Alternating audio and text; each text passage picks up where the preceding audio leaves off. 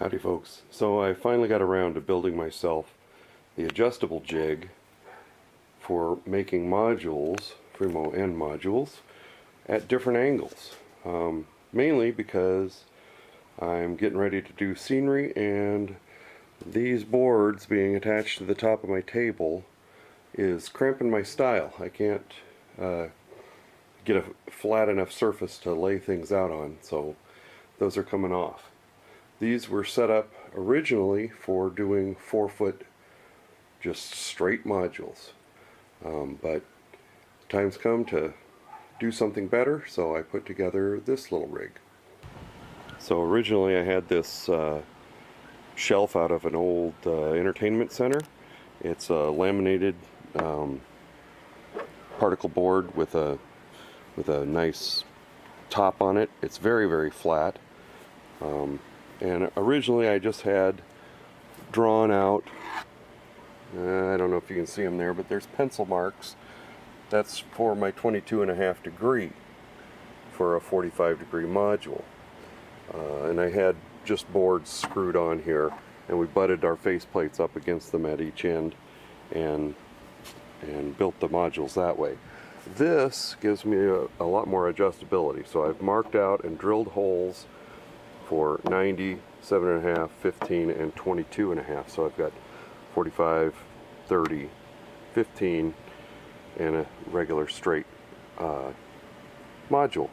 And it's all adjustable, and then I can pick it up, put it away, and I've still got a table to do whatever else I want to do.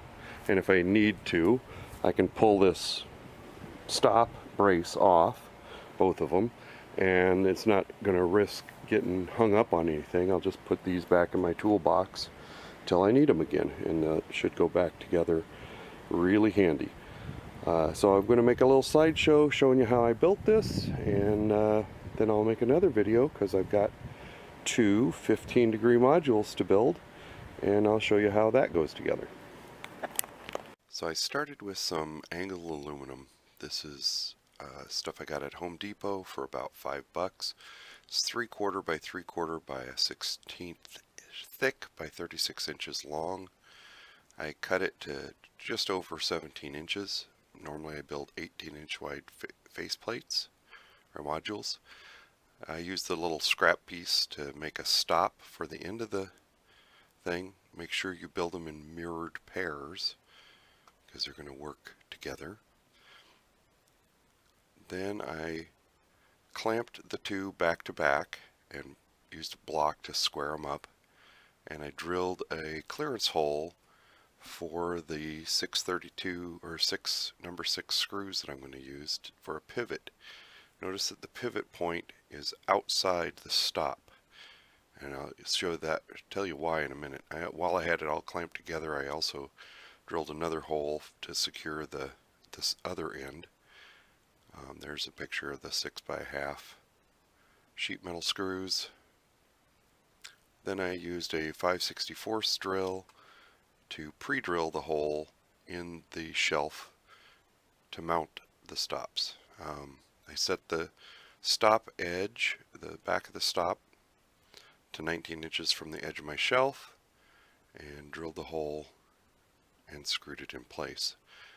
Didn't screw it down tight. I wanted it to be able to pivot at this end. So set it all square to the edge of the shelf, drilled the second hole, and put the first guide in place. So then you want to space the two apart, do the other end, and I build 4-foot modules, and what I mean by a 4-foot module is that a 4-foot piece of fascia material will cover the long side of the module on a curved module. This is my home-built 10-inch sign bar. It's just a piece of plastic that I had, cut it parallel on the table saw, cut the notch at 10 inches.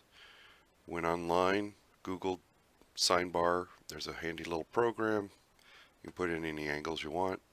Set your calipers to the dimensions that it tells you. push this up against the square. Make sure both tips are touching, the calipers and the square end, and then align your stop and put it in place. May help to have another person help you out with that.